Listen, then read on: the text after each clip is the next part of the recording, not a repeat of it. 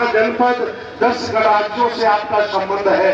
मैं आज बताना चाहता हूं इस ऐतिहासिक आंदोलन के मौके पर कि शेड्यूल कास्ट में जितनी भी जातियां हैं इस देश भारत में सभी कभी न कभी शासक रही हैं। ओबीसी में जितनी भी जातियां हैं उनका भी इतिहास बताता है, वो भी कभी न कभी शासक रही हैं। हम सब लोग पुराने शासक हैं, पुराने राजा महाराजा हैं। ये देश बनाया हमने है, ये देश चलाया हमने है, इस देश को बेहतर बनाया हमने है। इस शहर का नाम है, इस जिले का नाम है बदायूं। मैं स्पष्ट बता देना चाहता हूं, यहाँ बुद्ध आए थे इसलिए इसका नाम बदायूं पड़ा है। यहाँ बुद्ध आए थे इसलिए इसका नाम बदायूं पड़ा है। बगल में चले जाइए, रामनगर है, अहद छत्रा है। मैं कह सकता हूं पूरे उत्तर प्रदेश की सबसे बड़ी बौद्ध विरासत है।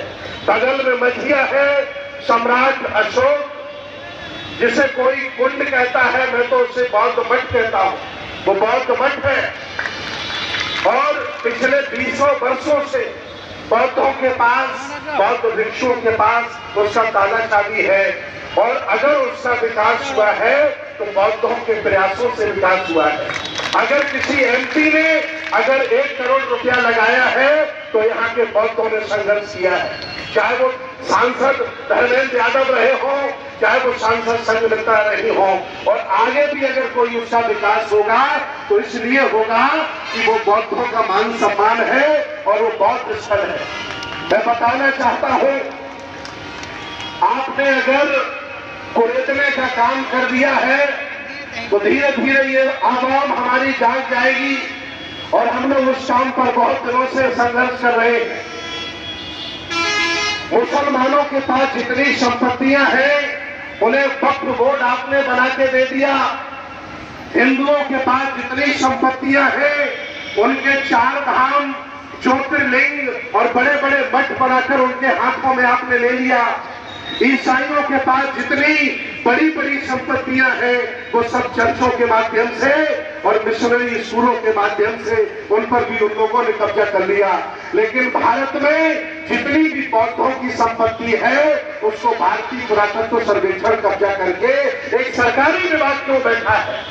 अगर सबके पास सबको सारी संपत्तियां दे दी गई तो ये भारत सरकार कब प्राचीन बौद्ध विरासत बोर्ड बनाकर उसका मालिक बौद्धों को बनाएगी और यह फिर कब तक मूर्ख बनाएगी। ये चिंतन का विषय है।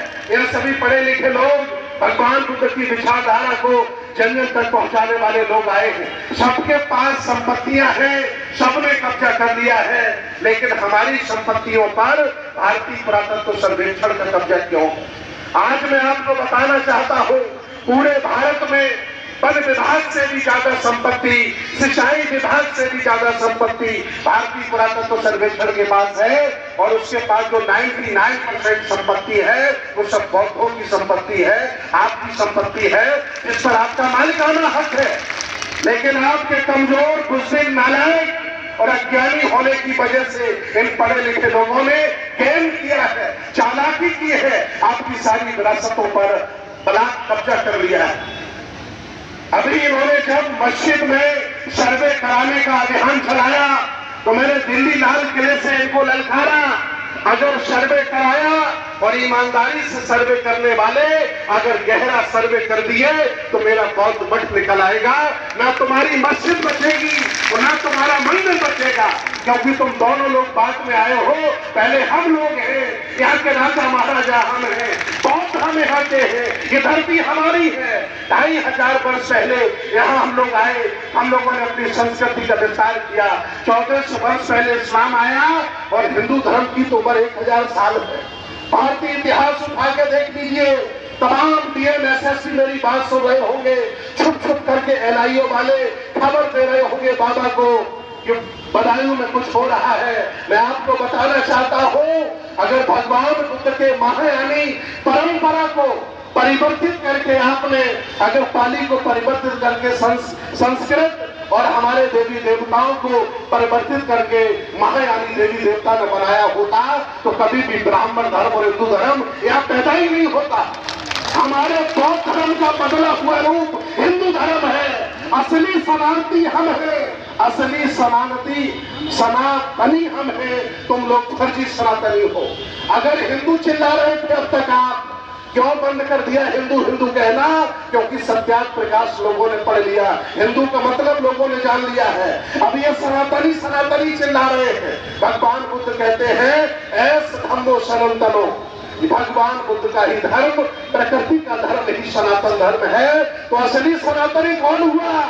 आप लोग हुए असली सनातनी।